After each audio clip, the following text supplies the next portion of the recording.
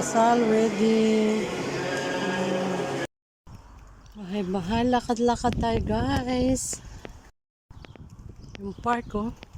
Ito bus station.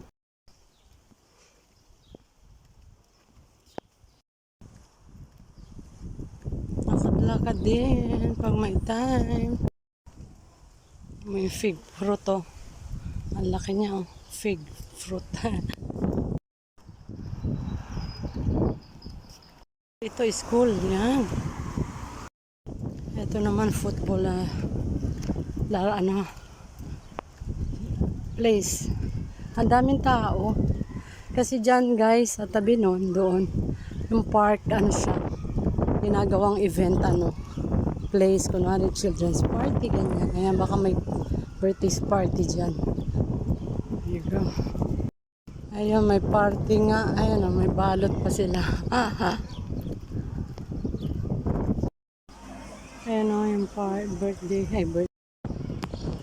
May binyagan, yun.